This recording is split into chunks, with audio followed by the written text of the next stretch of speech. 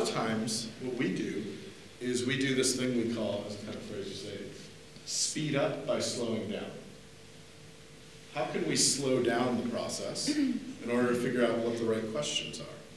Today was a facilitated event with Epic Decade, which is a design and innovation think tank out of Rhode Island. So today we did a series of exercises around really questioning the question, and it was a very personal exercise in kind of figuring out what is your challenge that you're currently facing, and people have very different challenges within the room. A lot of us were second year, so facing kind of moving into our careers.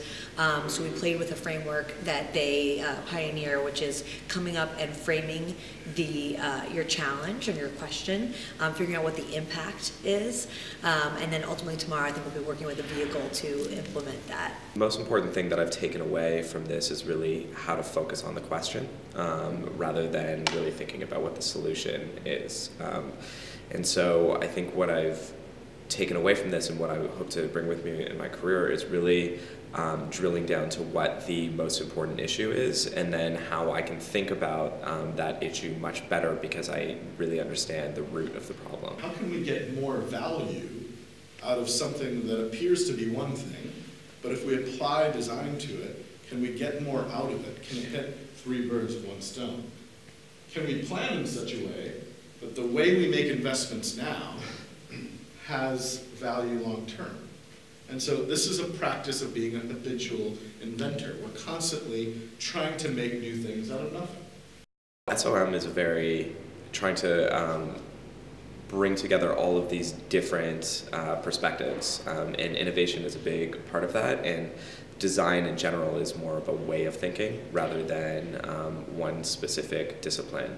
So I think it really speaks to the integrated curriculum that you can have design affecting all of these different management styles. In my future career, I'm going to be talking about certain products, but design thinking can apply to all of those different things. In terms of my career going forward, this is something that I hope to be able to facilitate and lead for other organizations, both as a consultant and maybe in-house. So seeing how the teams and the dynamics worked with each other and facing and doing it hands-on and figuring out what felt weird and what felt good and where were their celebrations and how do you kind of honor that moving forward, I think will be really helpful. And also just talking about it. Every time I have a chance to kind of play with these new concepts and these new frameworks, I feel more confident. And I think that is really important to go moving forward to explain what I'm passionate about and also help lead people through the process that are new.